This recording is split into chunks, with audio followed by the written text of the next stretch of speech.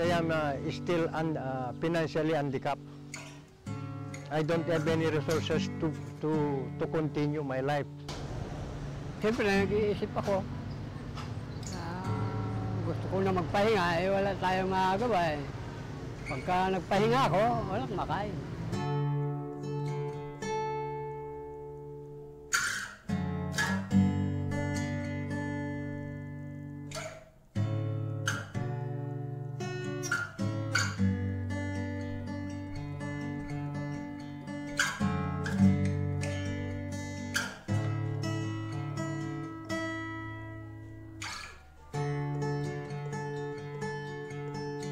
Si Lolo at si Lola.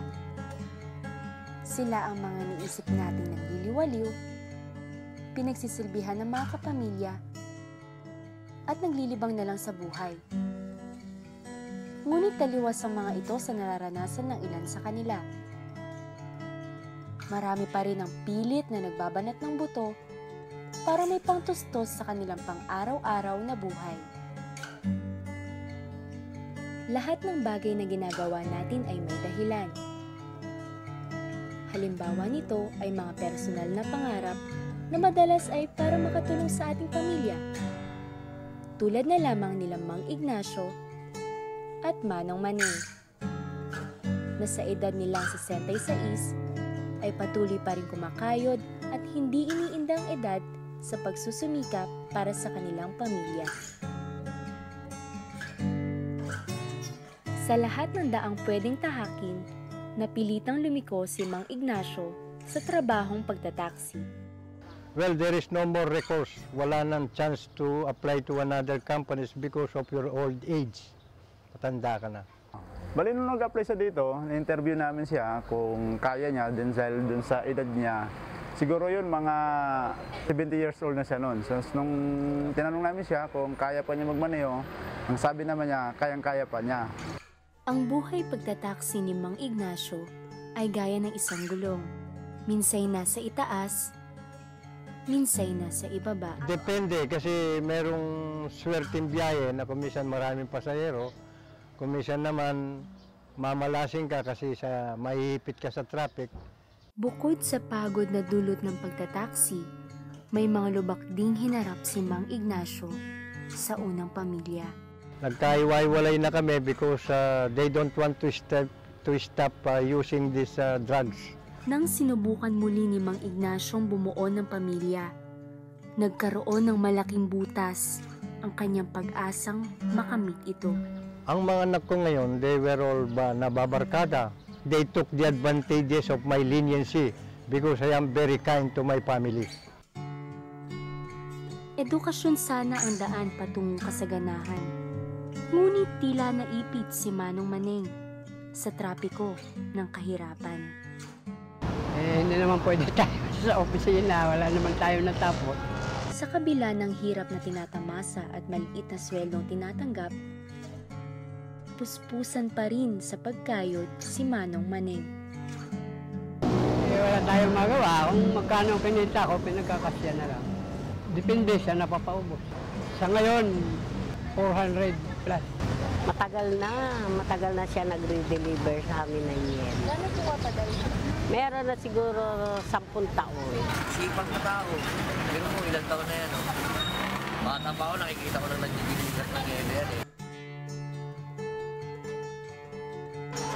Sa trabaho, talagang masipag yan. Kasi nung elementary pa lang ako, sumasama na ako maghahanap buhay dyan. Yun nga, sabi ko, hindi nga reklamador sa trabaho yan. Minsan, kahit na 10 oras na ng gabi, kasi pag marami ang rasunan ng araw, hindi pa umuwi. Ang katwiran niya, kita pa rin yung kahit papalo. Pag umuwi ka, kukunti lang ang kikitain mo. Tatay ko, siguro, mahirap makakita ng katulad niya sa sipag, sa tiyaga. Ibang klaseng magulang ang neto. Kung anong lamig ng yelo ay siya namang init ng suporta ni Manong Maneng sa kanyang pamilya. Sila ang mga nagsisilbing inspirasyon nito sa paghahanap buhay. Bali, yung biyenang ko, ano talaga siya yung isang mabuting magulang siya. Kasi lahat ng hindi nagawa ng asawa ko sa mga anak niya, bali siya yung tumulong lahat, pinag-aral niya. Tapos siya yung nagpapakain sa amin, sa mga anak ko. Siya nagpapagatas dun sa mga apo niya, yung apo niya sa tuhod. Mula nung pinangako mga anak ko, siya lahat yung tumulong sa amin hanggang dun sa mga apo niya sa tuhod. Siya pa rin hanggang ngayon. Yung bali, yun yung kinabubuhay niya sa amin, yung pinaghihirapan niya dun sa Locon. Mag-deliver siya ng yelo. Kahit na maulan, kahit na mainit, talagang hindi siya tumitigil. Ang trabaho ni Mang Ignacio at Manong Maneng ay hindi madali, lalong-lalo na sa kanilang edad. Hindi maiiwasan na kuminsay may mga pagkakataong naharap sila sa kapahamakan. I was held up. Na-hold up na ako. That was October 10. That was, I think that is 3 years ago. I gave all the money and not to hurt me, na hindi ako sasaktan. Bibigay ko kung anong gusto nila. Pati taxi, dinala nila at iniwan ako sa madilim na lugar. I was shocked. Hindi ko sukat akalain. That was my first time na ako na-hold up na ganun.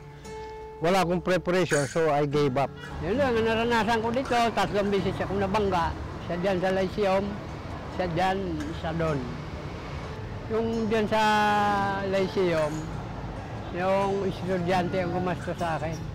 3 buwan, istambay ako. Dahil hindi ako makalakad eh. Tatakot ka, lahat naman, papunta doon. Sa trabaho lang na marangal.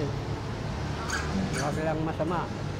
Sa kabila ng ipinamamalas na kasipagan ni Manong Maneng, ay nangingibabaw pa rin ang pangamba ng kanyang may bahay. Siyempre, natatakot. Kasi minsan umalis siya dito sa amin, alas 4 pa lang ng madaling araw. Kasi pag inabot ko siya ng tanghali, pagdating haluton, wala na siyang rarasyonan. Yun lang, minsan tinatrangkaso siya. Pero konting makainom siya ng gamot. Parin na naman siya pag madaling araw, pasok na naman. Ayun, yung sana malakas siya lagi. Tutulungan siya ng, ayan, may siya lagi. May santo siya na niya. May gabay siya. Bibigay sa kanya ng lakas ng katawan. Yung kanyang ninyo. Ayun. Basta pag dadating niya, niyayakap niya yan. Pag may sakit siya. Mabukasan, agis na naman. Wala kaming problema dyan. Matanda na yan.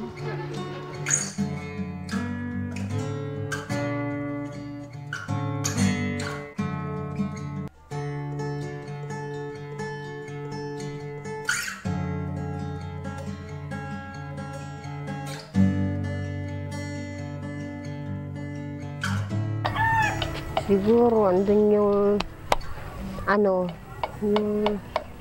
naisip nila kung hindi sila kikilos,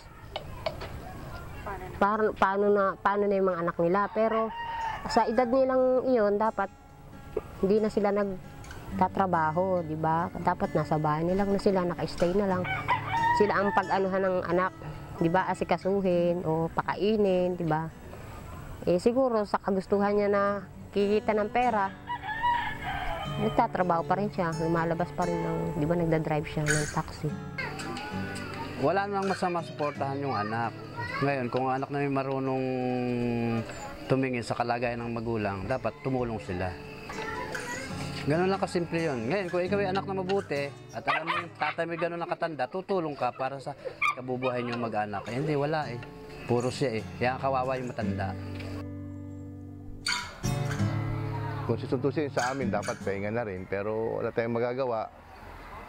Kung ano natin alam kung ano yung kanilang buhay nila. Nagtataka yung paminsan-minsan kasi sa kanya lang lahat talaga yung pamilya na kumukuha ng panggasto sa kanya sa pagtataksi niya. I am still financially handicapped. I don't have any resources to continue my life. So as long as I am strong, I am strengthening my bones just to work hard to save my grandchildren and family.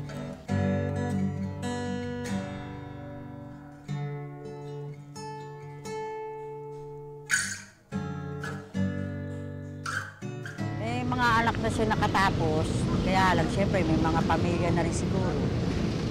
Kaya hindi pa rin siya tumitigil sa pagtatrabaho. Oo, kasi wala sa ibang inaasahan kaya. Oo. At kahit bagyo nga, naglarasyon pa rin ng ano yan eh. Yung yelo. Kilalang kilala dito yan. Hanggang Intramuros yan kasi matagal na siya nagrarasyon yan. Hanggang immigration, siya pa rin. Kilalang kilala siya dito yan. Ginagawa pa nga daw yung LRT, dito na yan eh.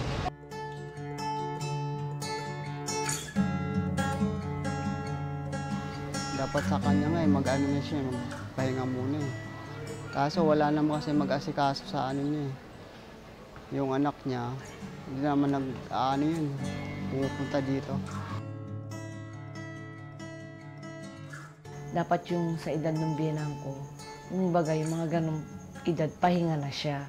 Kaya lang ayaw niya kasi yung isang araw nga lang siya magpahinga eh. Pag linggo kasi walang pasok yan. Para bang nanghihina daw siya pag nasa bahay. Kasi talagang nakasanayan niya na yung maghanap buhay siya. Yung alas 3:30 pa lang, umaalis na dito yan. Pupunta na yan ng Maynila. Siyempre, nag-iisip ako. Gusto ko na magpahinga, eh wala tayong magagawa eh. Pagka nagpahinga ako, walang makain. Well, ang inihiling ko sa Panginoon, dagdagan pa ang aking buhay. Hinihiling ko yung sana, yung magbago ang buhay ko. Kaya lang, hanggang doon na lang siguro, may edad na ako. Si Mang Ignacio at si Manong Maneng ay mga halimbawa ng amang patuloy na ginagampanan ang kanilang responsibilidad. Sa kabila ng kanilang edad na dapat ngayon ay nagpapahinga na lamang. So as long as I am strong, I am strengthening my bones just to work hard to save my grandchildren and family. Mahal ko talaga sila. Hanggang ngayon, pati yung mga apo ko sa to. Kaya ako nagsasakripisyo dahil sa kanila. Ang pagmamahal ni Mang Ignacio at Manong Maneng ay sadyang hindi matatawaran. Ngunit sa likod ng mahinang pangangatawan at dala na rin ng sobrang katandaan, may handa bang tumulong at magpursiging magtulak kung sakaling ang taxi ay nabutasan ng gulong sa gitna ng daan? At ang sidecar ng yelo ay kumalas dahil sa kalawang? Sa hinaba-haba na ng kanilang biyahe, kailan nga ba sila pepreno?